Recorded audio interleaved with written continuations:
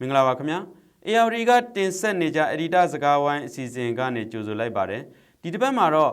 အာနာသိန်းစစ်ကောင်းဆောင်အာဆီယံအစည်းအဝေးတက်ခွင့်ရမှာလားဆိုတာနဲ့ပတ်သက်ပြီးတော့ကျွန်တော်တို့ဆွေးနွေးသုံးသပ်သွားမှာဖြစ်ပါတယ်ကျွန်တော်ကတော့ ARD မြန်မာပိုင်းသတင်းတောက်ချုပ်ကျော်ခပါကျွန်တော်နဲ့တူတူဆွေးနွေးမဲ့သူကတော့ ARD ရဲ့ editor ချုပ်ကိုအောင်စောဖြစ်ပါတယ်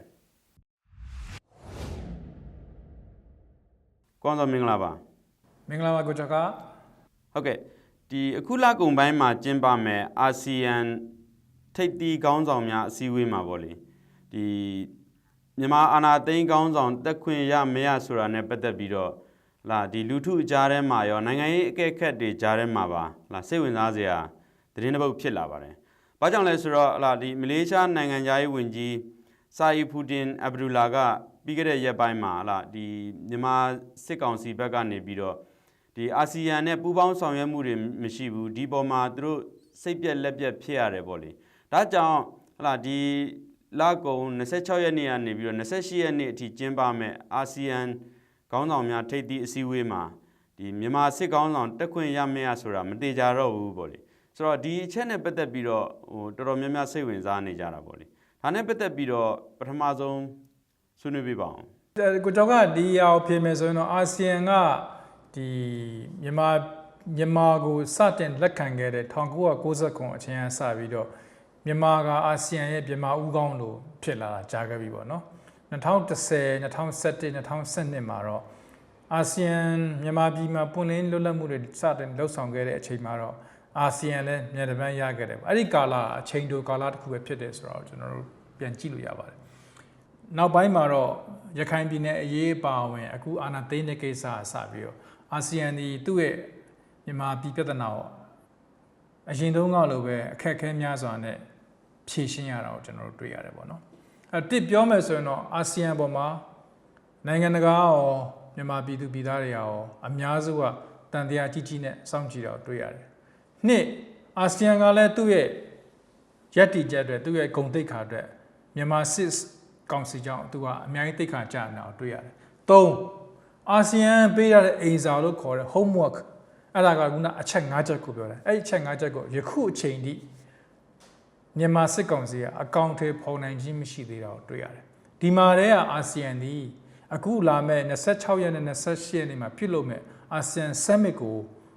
စစ်ကောင်စီဥက္ကဋ္ဌဖြစ်တဲ့ဗိုလ်ချုပ်ကြီးမင်းအောင်လှိုင်ကိုပေးတက်ခဲ့မယ်ဆိုရင်အားလုံးကအာဆီယံဝိုင်းပြီးတော့အကြီးအကျယ်ဝေဖန်ကြမှာဖြစ်တယ်အာဆီယံကလည်းဂျင်းနဲ့ကြက်ထဲမှာရှိတယ်အာဆီယံကိုယ်တိုင်ကလည်းအခုစစ်ကောင်စီကိုပြန်ပြီးဖိအားပေးနေတယ်ဆိုတော့ကျွန်တော်တို့တွေ့ရတာပေါ့လေနော်ဆိုတော့မြန်မာပြည်ထဲမှာဘာမှသူတို့ပြောတဲ့ progress လို့ခေါ်တဲ့တိုးတက်ပြောင်းလဲမှုကလွန်ခဲ့တဲ့3လ4လအတွင်းမှာအာဆီယံနဲ့မြန်မာနဲ့စပြီးတော့စကားပြောကြတဲ့ကွာအာဆီယံ special envoy Erawan Yusof ကိုစပြီးခန့်ကြတဲ့ကွာမြန်မာပြည်ထဲမှာအပြောင်းလဲရဘာမှမရှိတဲ့ပြင်ပို့ပြီးဆိုးရတဲ့အခြေအနေတွေကိုပဲရင်ဆိုင်နေရတဲ့ဆိုတော့လေအာဆီယံကသိတယ်အဲ့ဒါကိုလည်းထုတ်ဖော်ပြောကြားသွားပြီးဖြစ်တယ်အာဆီယံအဖွဲ့တွေထဲမှာလည်း consensus ဆိုတဲ့ဘုံသဘောတူညီချက်တွေကိုပြောတော်လဲပဲအခုပြန်ကြည့်မယ်ဆိုရင်အင်ဒိုနီးရှားစင်ကာပူမလေးရှားဖိလစ်ပင်းစတဲ့နိုင်ငံတွေကစကားစာကိုအခုစစ်ကောင်စီကိုအကြီးအကျယ်ဝေဖန်တာတွေရှိနေတာကိုကျွန်တော်တို့တွေ့ရတယ်နောက်အပြင်ဘာကိုတွေ့ရလဲဆိုတော့မြန်မာစစ်ကောင်စီကအရင်တော့စစ်ဆိုရလို့ပဲဒီအာဆီယံကျင့်သုံးနေတဲ့ non interference policy လို့ခေါ်တဲ့ဂျာဝင်မဆုတ်ဖက်ရေးမူဝါဒနဲ့ခုနကျွန်တော်ပြောခဲ့တဲ့ consensus ဆိုတဲ့ policy မူဝါဒတွေကိုအမြဲတမ်းသူကဘယ်လိုပြောမလဲအချက်ကင်စမ်းသက်တယ်လို့ပြောလို့ရတာပေါ့ဒါတော့သူကစမ်းသက်ကြည့်ရင်သူဘယ်လောက်ခိုင်မာလဲကြည့်မယ်သူတို့ဘယ်လောက်ပြောညံ့တယ်လဲကြည့်မယ်ကြည့်ပြီးအဲ့ဒီလိုပဲလွန်ခဲ့တဲ့နှစ်ပေါင်း20 30ချစ်သုံးခဲ့တယ်လို့ပဲသူကအဲ့အာဆီယံဆိုတဲ့ dynamic ကသူကားလို့ရမှာလားဒါမျိုးသူကအများနဲ့သုံးသပ်လေးရှိအောင်ဒါပေမဲ့ကျွန်တော်တို့ဒီမေကွန်းကိုကျော်ခမေကွန်းအဆုံးမသခင်ကျွန်တော်ပြောချင်တာကတော့စစ်ကောင်စီကရွေးစရာလမ်းတဖြည်းဖြည်းနည်းလာတာတွေ့ရတယ် UN မှာဆိုရင်လည်းသူ့ရဲ့ကိုယ်စားလှယ်နေရာကမရရှိခဲ့ဘူးသူ့ရဲ့ legitimacy လို့ခေါ်တဲ့တရားဝင်ရှိမှုကလည်းတဖြည်းဖြည်းနဲ့ deny လုပ်ခံရတယ်ဆိုတော့တဖြည်းဖြည်းနဲ့ညှင်းဆုတ်ခံနေရဖြစ်တယ်အာဆီယံမှာထပ်ပြီးသူကညှင်းဆုတ်ခံရမယ်ဆိုရင်သူ့ရဲ့နိုင်ငံတကာနဲ့ data အတွင်းမှာသူ့ရဲ့ယက်တီမှုသူ့ရဲ့ legitimacy ယက်တီမှုပို့ပြီးတော့ကျင်းလာမှာတွေ့ရတယ်ပေါ့နော်ဆိုတော့အဆုံးသတ်မယ်ဆိုရင်တော့အခုတက်ချုပ်ပဲပြောစစ်ကောင်စီဥက္ကဋ္ဌပြောသူဟာဒီလိုပွဲမျိုးကိုသူကအတင်းကိုတက်ချင်နေတယ်တွားချင်နေတယ်ဆိုတော့ကျွန်တော်တို့သုံးသပ်လို့ရပါတယ် ဆိုတော့ထွက်ပေါက်ပေါ့သူ့အတွက်တော့သူထွက်ပေါက်စဉ်းစားမှာဖြစ်တယ်ပေါ့ဘာကြောင့်လဲဆိုလို့ရှိရင်မြန်မာပြည်မှာဆိုလို့ရှိရင်ပြည်တွင်းမှာလည်းတိုင်းပြည်လုံးကသူ့ကိုစန့်ကျင်တော်လှန်နေကြတဲ့အခြေအနေနဲ့ရင်ဆိုင်နေရတယ်သူ့လက်မခံဘူးပေါ့လေဆိုတော့နိုင်ငံတကာမှာလည်းသူတို့ထောက်ခံတဲ့နိုင်ငံမရှိဘူးဖြစ်နေတယ်ဆိုတော့ဒီလိုပြည်တွင်းပြည်ပမှာရောဒီလိုမထောက်ခံမှုတွေနဲ့ရင်ဆိုင်နေရတဲ့ဒီစစ်ကောင်စီဟာဒီအာဆီယံကတော့သူ့အတွက်ကောက်ရိုးတမြင်လိုမျိုးပဲပေါ့လေကောက်ရိုးတမြင်လိုသူရတာလေးကိုဖက်တွယ်ပြီးတော့သူထွက်ပေါက်ရှာလိမ့်မယ်လို့မျှော်လင့်ရတယ်ပေါ့ဆိုတော့သူ့ရဲ့ရှာနိုင်တဲ့ထွက်ပေါက်တွေကဘာတွေဖြစ်မလဲသူဘယ်လိုထွက်ပေါက်တွေကိုရှာပြီးတော့ဒီထဲမှာဝင်လုံးမယ်လို့များမြင်မိလဲကိုအောင်စောအနေနဲ့ကျွန်တော်တို့အခုသတင်းတွေမှာဖော်ပြတာကျွန်တော်တို့ AR တွေကိုယ်တိုင်လည်းရေးခဲ့တာရှိတာကတော့ဒီ ASEAN Special ဘွဲကမြန်မာပြည်ကိုလာမယ်ဆိုရင်သူတွေးဆုံခြင်းတဲ့သူတွေရှိတယ်သူတွေးဆုံခြင်းတဲ့သူတွေမှာအဓိကအရေးကြီးတဲ့သူကတော့ဒေါ်အောင်ဆန်းစုကြည်ပဲဖြစ်တယ်ဒါကလည်းအားလုံးနားလည်ပြီးသားဖြစ်တယ်မြန်မာပြည်ကို best special envoy ပဲဖြစ်ဖြစ် UN ပဲဖြစ်ဖြစ် ASEAN ဖြစ်ဖြစ် US ပဲဖြစ်ဖြစ်ဘယ်သူပဲလာသူတို့အဓိကတွေးဆုံခွင့်တောင်းမဲ့သူကတော့ဒေါ်အောင်ဆန်းစုကြည်ပဲတွေးဆုံခွင့်တောင်းမှာဖြစ်ပါတယ်ဒါတဘာဝကြပါတယ်နံပါတ်2ကတော့မြန်မာစစ်ကောင်စီကနေပြီးတော့သူတို့ဘက်က propose လုပ်ထားတယ်သူတို့ဘက်ကတင်ပြထားတဲ့သူ2ဦးရှိတယ်လို့ကျွန်တော်တို့နားလည်ထားတယ်အဲ့2ယောက်ကဘယ်သူလဲဆိုတော့လွှတ်တော်ရဲ့ဥက္ကဋ္ဌဖြစ်တဲ့ဦးတီခွန်မြတ်နဲ့အရင်တုန်းက NLD အစိုးရမှာဒုတိယသမ္မတဖြစ်တာမှထမ်းဆောင်ခဲ့တဲ့ Henry Bentiu ပေါ့သူတို့2ယောက်ကိုကဲလို့လာမယ်ဆိုရင်တွေ့ဆုံခွင့်ပေးမယ်ဆိုတဲ့ဟာမျိုးကိုစစ်ကောင်စီဘက်ကတင်ပြထားတယ်ပေါ့ဒါတော့အာဆီယံဘက်ကလက်မခံနိုင်ဘူးဆိုတဲ့ပုံစံမျိုးသိရတယ်လို့ကျွန်တော်တို့နားလည်ထားတယ်ပေါ့နော်အဲ့တော့ဒီ2ယောက်ကဒေါ်အောင်ဆန်းစုကြည်ရဲ့အသံဒေါ်အောင်ဆန်းစုကြည်ကိုစားပြုနေလားဆိုတာတန်တရားရှိပါတယ်ဒီတစ်ခါမှာတော့ဒေါ်အောင်ဆန်းစုကြည်ရဲ့ mandate ပေးမဲ့သူဒေါ်အောင်ဆန်းစုကြည်တွေ့ခွင့်မရဘူးဆိုရင် mandate ပေးမဲ့သူတွေကဘယ်သူတွေဖြစ်နိုင်မလဲပြန်ကြည့်မယ်ဆိုရင်အဲထဲမှာ NLD တစ်ခုလုံးကလည်းဖြိုခွက်ခံထားတာဖြစ်တယ် NLD ပါတီကိုအသေးမဲဖြတ်သိမ်းဖို့အထိစ조사နေတဲ့ကာလတွေဖြစ်တယ် NLD ပါတီဝင်တွေထိပ်ပိုင်းခေါင်းဆောင်တွေကိုထိန်းချုပ်ထားပြီးတဲ့ဖြစ်တယ် NLD ပါတီဝင်တော်တော်များများ MP တွေပါဝင်အများပြားလည်းနေဆက်တွေကိုတင်းရှောင်တာသို့မဟုတ်မြန်မာပြည်ထဲမှာပုံအောင်နေတာသို့မဟုတ်အဖမ်းဆီးခံရတာသို့မဟုတ် PDF CRPH NUG စတဲ့အဖွဲ့တွေကိုဝင်သွားတဲ့သူတွေလည်းအများပြားရှိတော့တွေ့ရတယ်အဲ့ NUG တို့ CRPH တို့ PDF တို့ဆိုတာလည်းမြန်မာစစ်ကောင်စီကနေပြီး TM ဝင်အသင်းဖြစ်နေအကြမ်းဖက်အဖွဲ့အစည်းတွေဖြစ်နေခြေညာထားတာဖြစ်တယ်ဆိုတော့ဒါတွေနဲ့တွေ့ဆုံမှုဆိုတာလည်းမဖြစ်နိုင်ဘူးပေါ့နော်ဒါဆိုရင်တခုစဉ်းစားလို့ရတာရှိတာနေပြည်တော်မှာအခုအချိန်ထိထီးရှိနေတာဘယ်သူတွေလဲလို့ကျွန်တော်တို့ကြည့်မယ်ဆိုရင်အရင်တော့သမ္မတတာဝန်ကိုထမ်းဆောင်ခဲ့တဲ့ဦးထင်ကျော်နဲ့သူ့ရဲ့ဇနီး NLD ပါတီဝင်နဲ့ဖြစ်တဲ့ခေါင်းဆောင်တယောက်လည်းဖြစ်တဲ့ဒေါ်စုစုလင်းတို့ပဲကျန်တာကိုကျွန်တော်တွေ့ရတယ်ဒါဆိုရင်ဒီ2ယောက်ကိုစစ်ကောင်စီအနေနဲ့ဒေါ်အောင်ဆန်းစုကြည်ခွင့်ပြုချက်အနေနဲ့ဦးထင်ကျော်နဲ့ဒီ ASEAN Special Envoy ကြားထဲမှာတွေ့ဆုံမှုဖြစ်လာနိုင်သလားပေါ့ဒါတွေကိုတော့ကျွန်တော်ထင်တယ်တွေးကြည့်လို့ရမယ်လို့ထင်ပါတယ်ဒါကလည်းထွက်ပေါက်တစ်ခုလားပေါ့လေဘာကြောင့်လဲဆိုတော့အာဆီယံလည်းမျက်နှာမပြတ်ချင်ဘူးတစ်ဖက်မှာလည်းသူတို့စကားခေါင်းဆောင်ကိုလာပြီးတော့တက်ချင်တာကိုလည်းသူတို့သိတယ်ဒီကြောင့်တော့အပေးယူတစ်ခုကဘာလဲဆိုတော့ထွက်ပေါက်တစ်ခုကဘာလဲဆိုတော့ကျွန်တော်တို့တွေးကြည့်တာပေါ့လေနော်ဟုတ်ကဲ့ဒီအာဆီယံရဲ့ဒီမြန်မာနိုင်ငံဆိုင်ရာအထူးတန်တမန်အီရာဝန်ယူဆွတ်ပေါ့လေသူကဒီမြန်မာနိုင်ငံကိုလာလို့ရှိရင်ဒေါအောင်ဆန်းစုကြည်အပါဝင်ဒီတရားဝင်အစိုးရရဲ့ခေါင်းဆောင်တချို့နဲ့သူတွေ့ကျင်တယ်ဆိုပြီးတော့ပြီးခဲ့တဲ့လာထဲမှာပြောဆိုခဲ့တာရှိတယ်ဒါလည်းတရားဝင်ထုတ်ပြောပြီးသားဖြစ်တယ်ပေါ့လေဆိုတော့ဒါမဲ့တစ်ဖက်မှာပြန်ကြည့်လိုက်တော့အာဏာသိမ်းစစ်ကောင်စီကဒေါအောင်ဆန်းစုကြည်နဲ့ဒီထိပ်ပိုင်းခေါင်းဆောင်တွေနဲ့ပေးတွေ့ရမှာကိုတော်တော်လေးကြောက်ရွံ့နေတာတွေ့ရတယ်။ဘာကြောင့်သူကဒေါန်ဆန်းစုကြည်နဲ့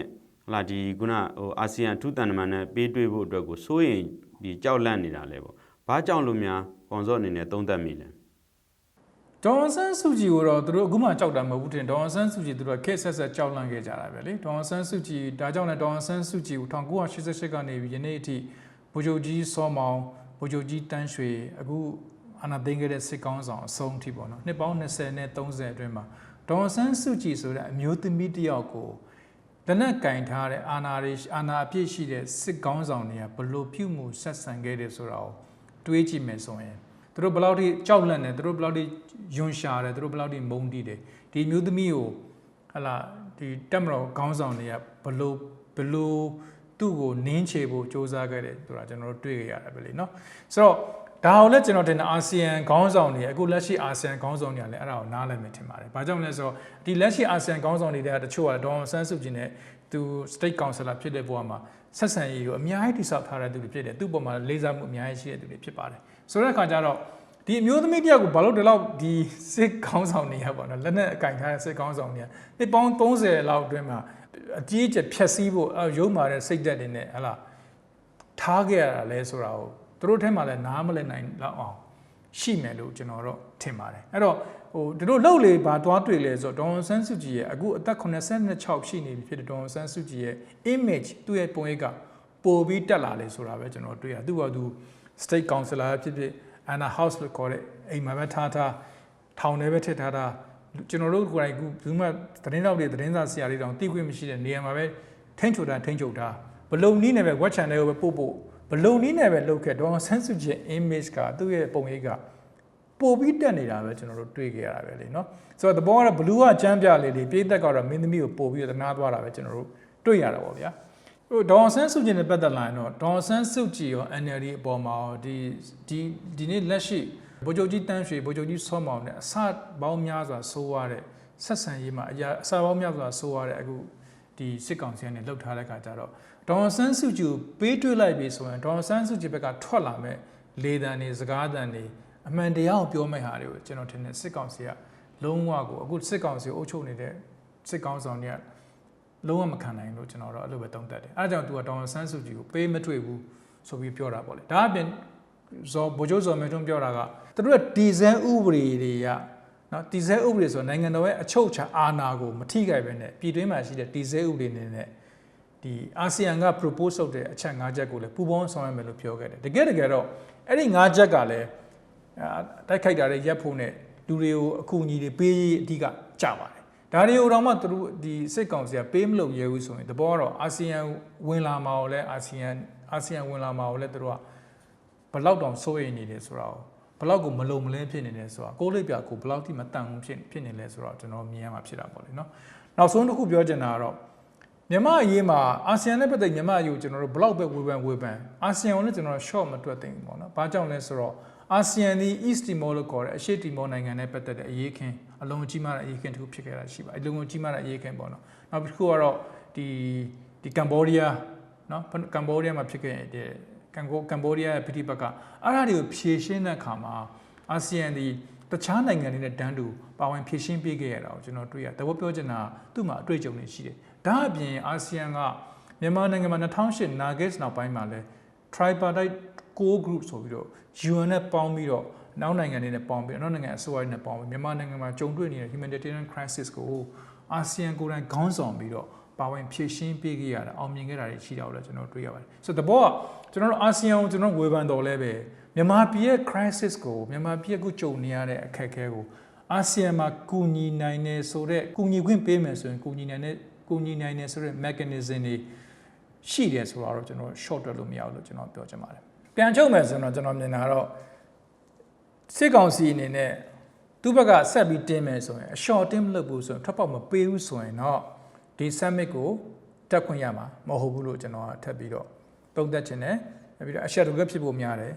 UN မှာကိုယ်စားလှယ်များတယ်လို့ပဲဖြစ်သွားလိမ့်မယ်နောက်စစ်ကောင်စီကနေအီရာဝန်ယူဆွတ်ကိုပေးဝင်မယ်ဆိုရင်တော့ဒီနှစ်ပတ်ဆိုတဲ့အချိန် window ဒီနှစ်ပတ်ဆိုတဲ့အချိန်တိုလေးအတွင်းမှာသူတို့မှပေးဝင်ခဲ့ပြီဆိုရင်တော့သူတို့မှထွက်ပေါက်တစ်ခုကိုဖန်တီးထားလို့ဖြစ်လိမ့်မယ်လို့ကျွန်တော်တို့သုံးသပ်လို့ရတယ်နောက်ဆုံးတစ်ခုကတော့ဒေါ်ဆန်းစုကြည်နဲ့တွေ့ခွင့်ရရေးရဘလုံနည်းနဲ့ဖြစ်ဒေါ်ဆန်းစုကြည်နဲ့တွေ့ခွင့်ရရေးကတော့လွယ်မှာမဟုတ်ဘူးလို့ကျွန်တော်သုံးသပ်ရမှာပေါ့နော်အဲ့လိုပြောရမယ်ဆိုရင်တော့အာဆီယံကတော့1999ကနေစပြီးတော့လူစိုးတခိုးကြပိုးကိုလက်ခံထားမိတဲ့အင်ရှင်တယောက်လို့ဖြစ်သွားတာပေါ့လေအခုအချိန်ထိသူဟာအာဆီယံကမြန်မာကိုသူ့ရဲ့ဝိနာကဏ္ဍထိုက်တယ်လို့မျိုးဖြစ်ပြီးတော့အခုထိမြန်မာပြဿနာကိုသူကလက်ခဲတင်းနဲ့ဖြေရှင်းလို့မရဘူးဝင်ပြီးတော့လည်းကူညီပေးလို့မရဘူးပေါ့လေဆိုတော့ဒီဟာကတော့ကျွန်တော်ထင်တယ်အခုလာမယ့်အာဆီယံ summit မှာဘာဖြစ်မလဲဆိုတာရှေ့ဘက်တွေမှာ26နဲ့28မှာဘာတွေဖြစ်မလဲဆိုတော့ကျွန်တော်တို့စိတ်ဝင်စားနဲ့စောင့်ကြည့်ရမယ်လို့ကျွန်တော်တို့ထင်ပါတယ်ကိုကျော်ကဟုတ်ကဲ့ကျေးဇူးတင်ပါတယ်ကိုကျော်က